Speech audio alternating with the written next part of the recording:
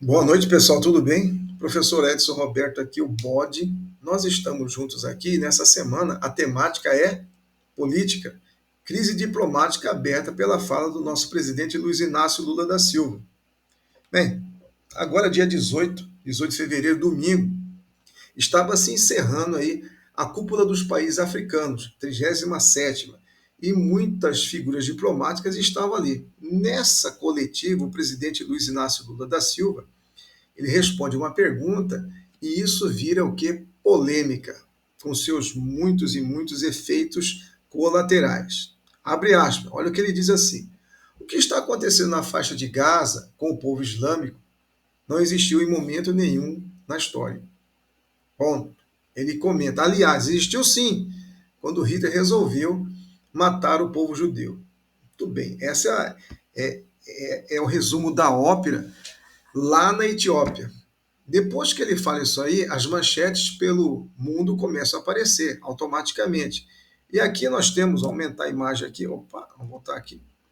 Aqui nós temos então a palavra do presidente, e esse senhor aqui à sua esquerda, à minha esquerda aqui, o primeiro-ministro Benjamin Netanyahu, do partido Likud, que está no poder há quase 2 décadas, governo de direita, ele vai aos microfones e diz palavras duras aqui, ó. As palavras do presidente do Brasil são vergonhosas e graves. Então foi uma situação bem complicada. Deixa eu tentar voltar a imagem aqui. Beleza. Isso ficou muito ruim para o Brasil. Além disso, esse efeito é que nós vamos entender agora. Os impactos dessa fala e as possíveis consequências. Vamos direto aqui ao nosso cenário interno. Primeiro, crise diplomática, certo? O que vai acontecer? O primeiro-ministro lá vai ordenar que o nosso ministro, Frederico Mayer, seja levado para dentro do Museu do Holocausto e ali faça para ele uma apresentação do que foi o Holocausto. Afinal de contas, o nosso presidente aqui parece que não sabe, parece que ele não leu a história direito, certo? Então eles vão forçar o nosso embaixador a ter essa espécie de aulinha básica ali. Né? Uma situação bem complicada. Vamos continuando aqui. E aqui no Brasil, a direita, né, agora a esquerda, né, vamos chamar assim a esquerda, liderada pelo PL, com as suas várias lideranças, vão convocar aqui o pedido de assinatura para o impeachment do Lula. Quando eu peguei essa imagem aqui, ó, vamos olhar na imagem. Eu peguei segunda-feira durante a nossa aula. Ela estava com 100 assinaturas. Hoje, nós temos com quase 130 assinaturas que vão ser encaminhadas ao presidente do Congresso da Câmara dos Deputados para pedir o quê? O impeachment, que ela seja colocada na ordem do dia para pedir o impeachment do presidente brasileiro. Então, essa é uma situação bem complicada. Outra provável situação é como que a comunidade judaica vai receber essa fala do presidente aqui. Afinal de contas, nós temos aqui uma grande quantidade de judeus morando no Brasil, que são pessoas influentes e tem uma aliança assim diretamente ligada à direita. Então é uma situação bem complicada. A outra consequência que a gente pode observar, qual vai ser o impacto dessa fala ao povo evangélico? É uma grande quantidade de pessoas que votam, certo? Porque este ano nós temos eleições para os cargos de vereadores e para os cargos aí de prefeito.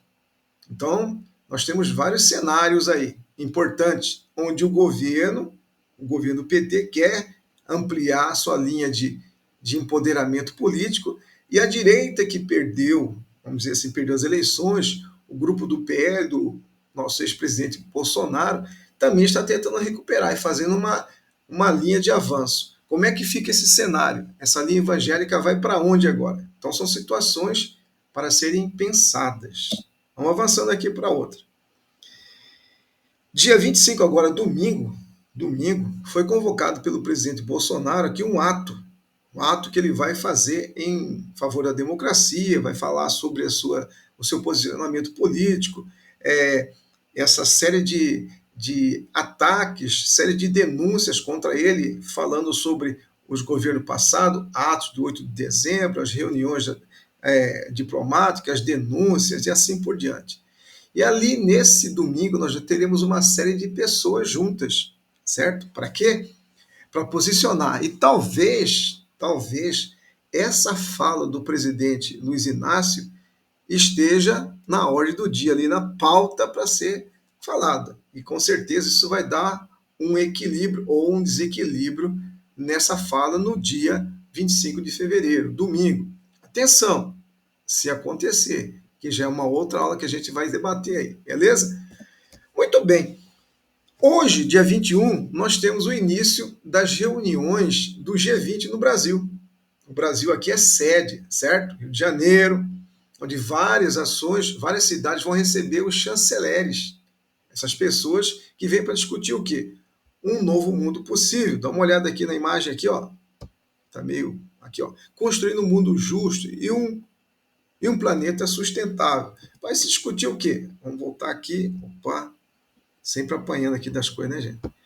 Vai ser discutido aqui uma série de questões. Por exemplo, meio ambiente, a agenda política. Eu não estou conseguindo voltar aqui. Ah, voltei. A agenda política.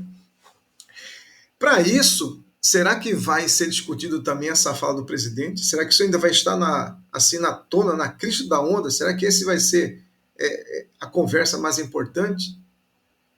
Para isso, nós temos chegando, né? No caso, já chegou hoje pela manhã, o secretário-geral. Ele tem assim um cargo como se fosse o ministro das Relações Internacionais dos Estados Unidos. É o secretário-geral aqui, o secretário de Estado, Anthony Blinken. Ele chegou ao Brasil para falar sobre várias coisas, mineração, sobre a questão da Guiana com a Venezuela em Essequibo, para falar sobre desenvolvimento sustentável, energia solar, sobre a liderança do Brasil na questão da Ucrânia, no pedido de paz. Ou seja, tem uma pauta muito longa para ele conversar e falar com o Lula. Essa conversa já aconteceu. E segundo eu estava observando aqui pela mídia, eles aparentemente não entraram nesse dilema, nessa fala muito delicada do Lula, certo? Mas nem por isso o governo americano se omitiu. O Biden, presidente dos Estados Unidos, foi lá e disse: olha, o posicionamento que o Lula tomou não pode, não se deve falar isso, certo? Tem que ter muito cuidado nas questões diplomáticas. Na verdade, tem que ter um cuidado histórico na fala, certo? Tranquilo? Vamos avançando aqui. Muito bem. Nessa fala, o secretário Blinken, ele está falando também sobre essa efeméride que eu coloquei para vocês aqui, ó, 200 anos das boas relações diplomáticas entre Brasil e Estados Unidos. Lá no governo do presidente James Monroe, lembra? América para os americanos, ele vai ser o primeiro a reconhecer a nossa independência, a nossa república. Olha a data aí, ó, 26 de maio. 200 anos. Com certeza isso vai ser uma aulinha especial lá na nossa retórica clássica para vestibular. Muito bem, dentro dessa temática aí, imagina como é que fica essa fala do Lula nesse período G20, o Brasil preside o G20 desde dezembro. Ele entrega, depois de um ano, em dezembro de 2024, esse momento de presidir as maiores potências econômicas, tá? E mais a União Europeia. Então, olha que momento delicado que nós vivemos nesse momento histórico aqui. Bom, além disso, nós temos também os apoios, né? Quem está apoiando a fala do Lula? Aqui, ó, nós temos o Estado palestino, a Federação Palestina, nós temos a fala do presidente da Bolívia, nós temos fala de vários governos, vamos dizer assim, enfileirados, que são o quê? Classificados como governos de esquerda ou que não estão do lado dessa direita israelense, certo? Outro que mandou uma congratulação ao presidente Lula foi o Hamas, né? Vocês sabem que o Hamas aí é responsável por 1.200 mortes que aconteceu lá em outubro de 2023, certo? Que abre esse processo todo de invasão à faixa de Gaza. Um ato terrorista, e o Hamas reconheceu que o Lula foi lá e pontuou que isso que ele falou é uma verdade. Isso cabe discussão, isso são fatos. São os apoios também que o governo do Brasil hoje, o presidente Lula está tendo. O discurso é que o Lula levantou uma questão polêmica. O problema disso é que ele fez uma comparação errada, certo? Não podia fazer isso aí. Bom, dessa maneira a gente vê que uma relação política, que sempre foi de primeira categoria, apesar de as relações econômicas não serem tão fortes, né? Temos apenas 2 bilhões de envolvimento de compra e venda nas relações econômicas exteriores com o Estado de Israel. Nós temos um laço histórico com a criação do Estado de Israel em 47, quando a ONU era presidida, a Assembleia da ONU era presidida por esse senhor aqui, Oswaldo Aranha, lá do governo do nosso querido Getúlio Vargas. Oswaldo Aranha, gaúcho, jurista, diplomata, político, ele vai conseguir aqui articular a Resolução 181. Deixa eu aumentar aqui para você. E aí ele consegue um voto e o apoio de muitas pessoas para fazer o quê? Nessa Resolução 181, vocês já estudaram aí em geopolítica, que era para a criação do Estado de Israel e o Estado da Palestina. Não houve a criação do Estado de Israel, do Estado da Palestina, confere? Apenas do Estado de Israel. E hoje, em todo o mundo israelense, Oswaldo Aranha sempre é bem lembrado. O Brasil, inclusive, tem a premissa de abrir a fala da reunião da ONU, sempre é o Brasil que faz a abertura, sempre é um presidente brasileiro que faz a abertura. Isso por causa do quê? Desse reconhecimento, desse grande estrategista político aí, diplomata Oswaldo Aranha. E essa nossa aliança com o Estado de Israel ficou arranhada aqui. Então, quais serão as próximas consequências? Como é que isso vai se delongar agora? O presidente Lula vai pedir desculpas? Vai falar, errei, peço desculpas, empreguei mal as palavras? O Lula pediu para o Frederico Mayer voltar. O presidente pediu para o diplomata brasileiro de Israel voltar e ver o que aconteceu. Será que ele vai romper relações políticas, diplomáticas com o Estado de Israel? Até que ponto que vai isso? Como que as grandes potências vão observar esse movimento? Então, são reflexões que cabem para nós aqui. Eu espero que tenha ajudado vocês. Na aula foi mais ampla. Isso aqui é apenas que vocês acompanhem os movimentos. Beleza? Semana que vem a gente avança para outra matéria, que é uma data importante. Já vou deixar a dica aqui. Hoje, dia 21 de fevereiro, nós estamos comemorando aí. Há de se comemorar, não vi nenhum critério mais avantajado nas mídias, 150 anos da chegada dos imigrantes italianos ao Brasil. Beleza? Migração. Tranquilão?